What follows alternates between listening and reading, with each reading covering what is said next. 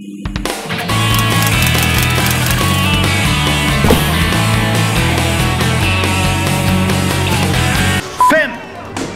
4, 3, 2, 1.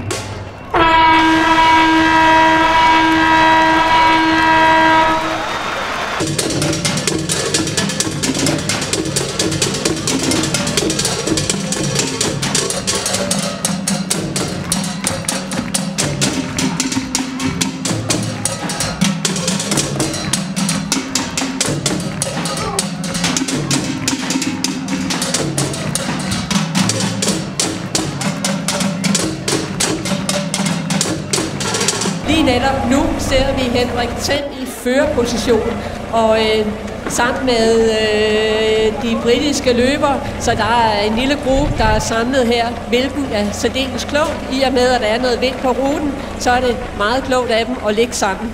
Og her ser vi Audi-bilen, indikerende, at løbet nu er 12 minutter og 8 sekunder gammel. Her har vi så bilen med Jesper Faurskov, Danmarks olympiske deltager, der 12. august løber OL i London sammen med David Møller. Og vi ser her endnu en gang førergruppen hos mændene. Jeg kan fortælle, at jeg talte med Henrik Them her i morges, der i et øjeblikket her ligger på andenpladsen. Han fortalte, at han ved 10 kilometeren, der ville han forsøge for første gang at se, om han kunne sætte tempoet. Lykkes det ikke der, så vil han frem til omkring de 16-17 kilometer for at sætte den i 5. gear. Udskillingsløbet er begyndt, der er sat tempo på. 2.58 havde de, og hvordan er det herude, Jesper? Er det et hårdt stykke, eller? Ja, lige her, hvor vi er, stiger det, hvor de får en kraftig modvind og opadbakke. Så det er frisk af dem allerede nu at begynde at lave et udskillingsløb. En Dardarfo fra Norge og en Ben Livesey fra England sætter teten og håber måske på at sætte Henrik af inden en afslutning. Her har vi netop de forreste løber, og ikke uventet er det Henrik Them, der har taget løb, og vi går over til elitekommentatorerne. Tempoet er skruet voldsomt op nu. Ja, helt sikkert, og hvor jeg havde troet, at han ville afvente indtil de sidste kilometer, så viser det faktisk, at han har mod på at starte tidligt ude på ruten. Det bliver interessant at se, hvad resultatet af Henrik Thems tempoforøgelse får af betydning for feltet. Det er nu, at folk de falder fra i hvert fald. Endnu en gang ud til elitekommentatorerne. Og vi er vendt tilbage, fordi at nu kan vi rent faktisk se resultatet af Henrik Thems forøgelse af tempoet. Hvad er der sket, Jesper? Jamen, Them har isoleret sig sammen med Dardarfo fra Norge og ligger en 5-10 meter foran en trio med 2 skotter og Ben Livesey fra England. Om de holder den her afstand til trioen, det er så spørgsmålet. Nu må vi se det videre forløb. Nu samler han kræfterne derude. Her ligger han tilbage igen i en samlet førergruppe. Her og så omkring ved de 17 kilometer, så er det Henrik Them. Han endnu en gang vil forsøge at ryste forfølgerne af sig. Det er igen fremme ved de 5 løbere i front for løbet, som vi kan se tydeligt på vej over den gamle Lillebæltsbro.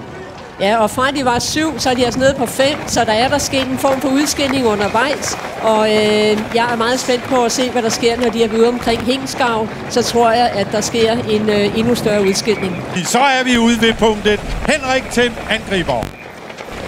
Ja, nu er det meget spændende. Nu gør han jo faktisk som lovet, at han er i front. Så er det spændende at se, hvordan det så vil udvikle sig herfra.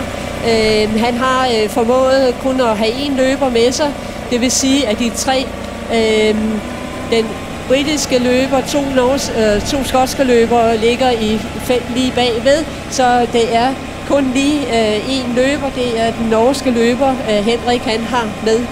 Jamen, det er utrolig spændende det her, og vi kan jo selvfølgelig med danske øjne jo selvfølgelig håbe, at det går Henrik rigtig godt, men det synes som om, at Henrik har fået et godt hul ned, som om Dardarfo er faldet lidt tilbage til den anden gruppe. Sådan ser det ud, og det vil være en stor fordel for Henrik, hvis han falder tilbage til den anden gruppe selvfølgelig. Så det er spændende at se, om han så holder den placering.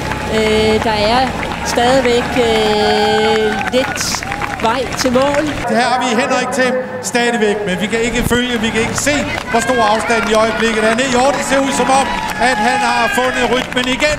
Nu var det ikke lang tid før, så har vi Henrik Them hernede på vej på opløbsstrækningen.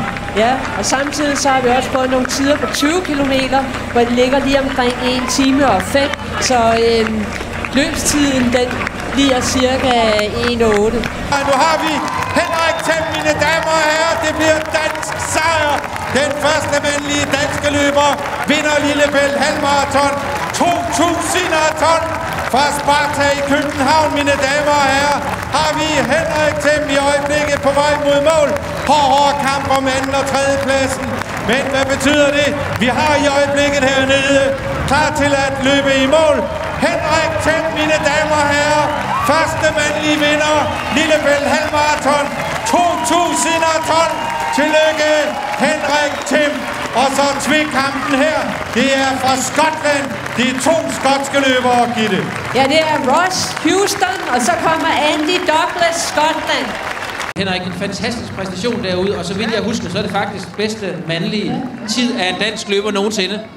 Nå, det er jeg selvfølgelig glad for. Det vidste jeg ikke, men det er da en stor ære. For mig var det en vigtig sejr efter den skuffelse, jeg havde for 14 dage siden i London.